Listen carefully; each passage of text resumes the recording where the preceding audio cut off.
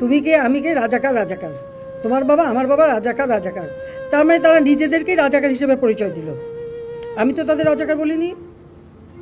তারা নিজেরাই স্লোগান দিয়ে নিজেদেরকে রাজাকার হিসেবে পরিচিত করলো সকলের কাছে।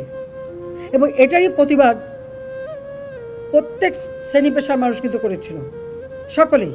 হ্যাঁ, আমাদের ছাত্রলীগ থেকে শুরু করে, যুবলীগ থেকে শুরু করে অন্যান্য সংগঠন, প্রগতিশীল সংগঠন সকলেই কিন্তু এর প্রতিবাদ করেছে। এমন কোনো সেকশনের মানুষ নাই যেটা প্রতিবাদ না করেছে। তখন তারা তাদের স্লোগান পরিবর্তন করলো। কি স্লোগান? চেয়েছিলাম অধিকার, হয়ে গেছি রাজাকার। আরে রাজাকার তো আমি তোমাদের করি নাই, তোমরা নিজেরা স্লোগান দিয়ে তোমাদেরকে রাজাকার করেছো। তোমার স্লোগান দিয়েই তোমাদের পরিচয় দিয়েছো। তোমরা শুধু না, তোমরা রাজাকার, তোমার বাবা রাজাকার, এটা তো তোমরাই করেছো।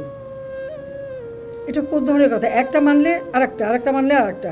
এক দফা কোটা সংস্কার, তার থেকে চলে গেল 3 দফা, তারপরে 6 দফা, তারপরে 8 দফা, তারপরে আবার 4 দফা। যখনই যেটা চাচ্ছে দিয়ে দিয়েছে, তখন আরও একটা দফা। এই করতে করতে যখন প্রজ্ঞাপন, আইনমন্ত্রী বলেন এটা তো সময় লাগে। তারপর আইনমন্ত্রী কিন্তু বলে দিলেন যে আমি মঙ্গলবারে প্রজ্ঞাপন করে দেবো। ঠিক সেই মতো প্রজ্ঞাপনও করে দেওয়া হলো।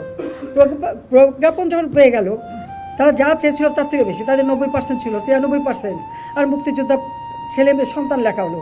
তো মুক্তিযোদ্ধা সন্তানদের তো এখন আর ওই বয়স নাই যে 30 বছরের কেউ না, যে তারা এখন চাকরি পাবে।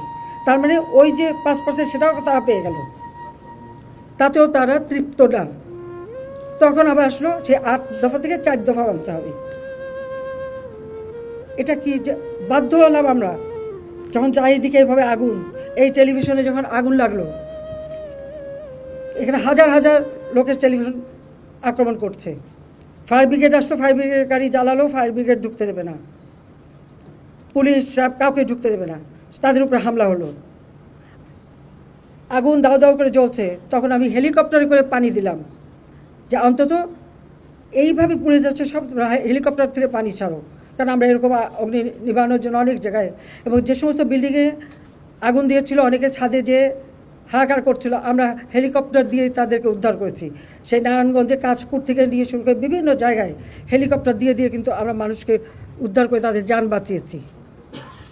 আর আমি এখানেও চেষ্টা করেছিলাম যে বেশি করে পানির ছিটা উপর থেকে, যেন আগুনটা আরও চারিদিকে ছড়াতে না পারে।